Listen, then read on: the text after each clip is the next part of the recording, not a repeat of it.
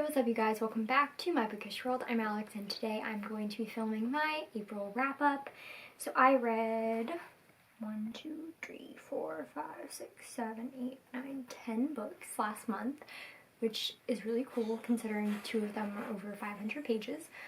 But a few of these were school books, so yeah. So let us get started because I have a lot to talk about. So the first book that I read that I finished was Daisy Jones and the Six by Taylor Jenkins Reid. This was a reread and I listened to it on audiobook from my library, and I gave this 5 stars. I talked about it more in my March wrap-up, so I'll link that up above. And then I decided to pick up, for my first book, it's really heavy, House of Earth and Blood by Sarah J. Maas, the first book in the Crescent City series. I think it's a series. As you can tell, this book is very thick, and it took me forever to read, like 2 weeks. It's almost 800 pages, so she's a thick one. But I ended up giving this actually 5 stars. So this book follows Bryce, who witnesses her friend's murder, and at the beginning of the book, and then she has to go on this kind of like quest to try to figure out what happened, and she teams up with this angel named Hunt, and there's a little bit of a romance. And yeah, I absolutely adored this. The twist at the end, the last 200 pages make this 800 page book so worth it, and I adored it, and I'm really excited to see what else Sarah J. Maas does. Oh, can I do that? Okay. The next book that I read was a poetry collection, and that is Break Your Glass Slippers by Amanda Lovelace. This is the first book in the, I don't know what the name of this series is called. The You Are Your Own Fairy Tale series. And I really enjoyed this. I gave it a 4 stars. So yeah, there's not really much else to say. I just really enjoy Amanda Lovelace's poetry, so I'm really excited I decided to pick it up.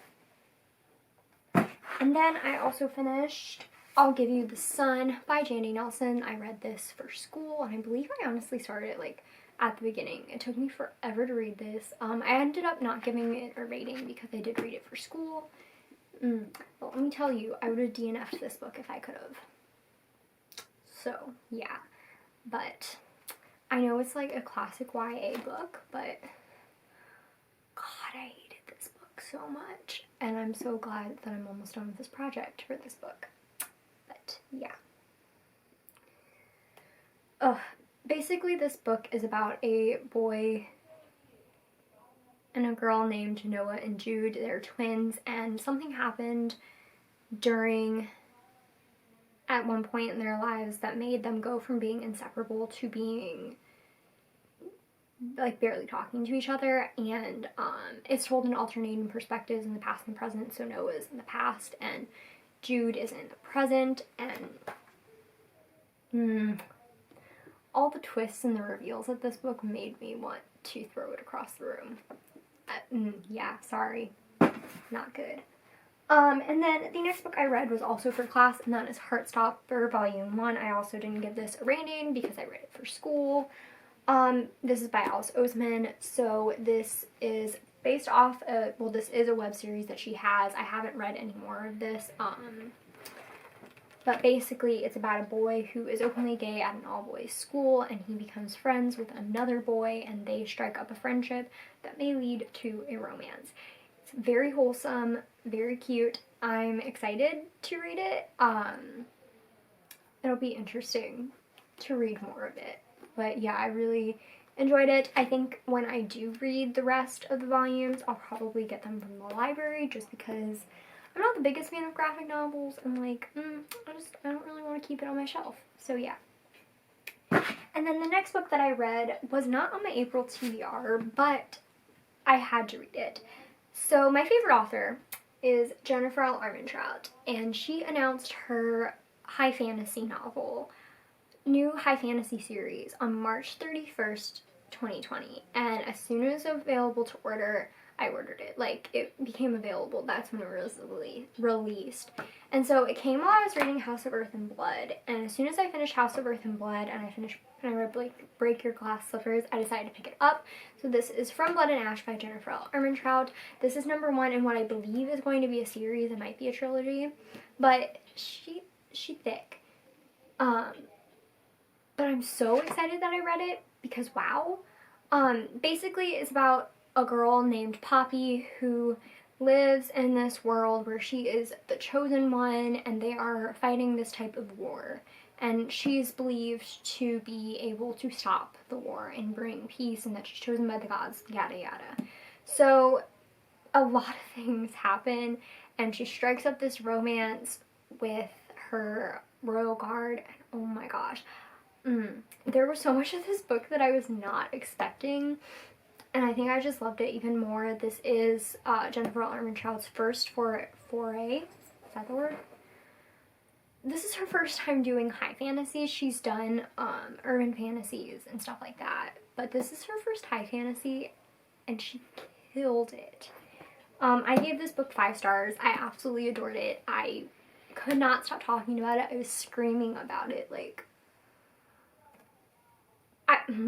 read it, because I can't need more people to talk about this book with me.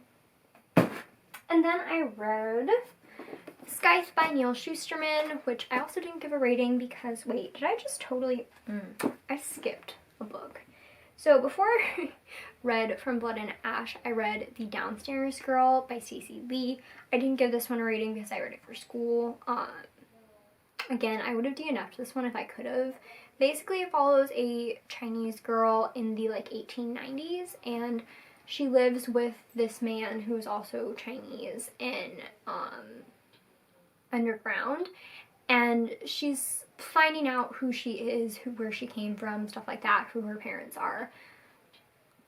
The only reason I would have DNF'd this is because I absolutely hate historical fiction, and I was bored through most of this. But I do think it's an important story, and obviously there is a lot of good representation in it. So I totally recommend it. That's better. There, now you can actually see me. Yeah, I just don't think that I will be reading anything by this author anymore. It's just not my thing. I did listen to this in an audiobook on Scribd. I listened to that book in like 3-4 days. It was like a 10-hour long audiobook, and I listened to it in like 3 days because I just wanted it to be over with. But anyway, back to what I was doing. Like I said, I read Scythe by Neil Shusterman. I did not give this rating because I was reading it for school, and I'm officially done reading books for school this semester.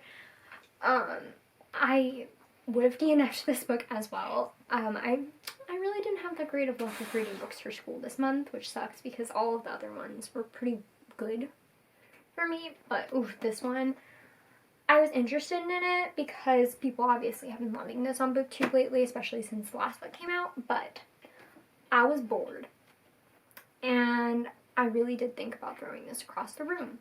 I was bored. I didn't want to read a dystopian, especially one that has no disease while a literal global pandemic is going on. Obviously, my teacher didn't know that, but yeah, I just did not like this book, and I will not be continuing on with the series, which is sad to say, but yeah. And then I finished Don't Call Me Crazy, 33 Voices Start the Conversation About Mental Health, edited by Kelly Jensen. So I read this throughout the month. I didn't give this a rating just because it felt weird to rate essays about people's mental health. I don't know. I really enjoyed it though. I definitely would say trigger warnings, obviously, for mental health. There's a wide range of mental health issues in this book, which I was really excited to see because obviously depression and anxiety, but, you know, schizophrenia, bipolar disorder, borderline personality disorder, stuff like that, really doesn't have a place in media right now, and so I was really excited to see a book that handled those issues. So yeah, I really do recommend this. I'm currently reading another anthology that was edited by Kelly Jensen and really enjoying it as well. So yeah, I would pick it up. And then the last book that I finished in April was Mockingjay by Suzanne Collins. I gave this book 5 stars. I absolutely adored it. I loved it so much. If you don't know what The Hunger Games is about, well, I'm not going to try to explain it because it's complicated, but go read it because it is such a wonderful book. It's such a wonderful series, and I read this because I was anticipating the release of Ballad and Songbirds and Snakes, which is kind of like 2 weeks away. I'm really excited about it. So yeah, I definitely would recommend this. I mean, I don't really have anything to say. I didn't think I was gonna give it 5 stars, but the ending is what got me, and I adored it. So yeah. So that's it for my April wrap up. Don't forget to comment, like, and subscribe. Follow me on my social medias, which are all linked down below. That's Twitter, Instagram, and Goodreads. And let me know what you guys read this month, if you guys read any of the same things, if you had any of the same thoughts on any of the books. And yeah, I will see you guys next time. Goodbye.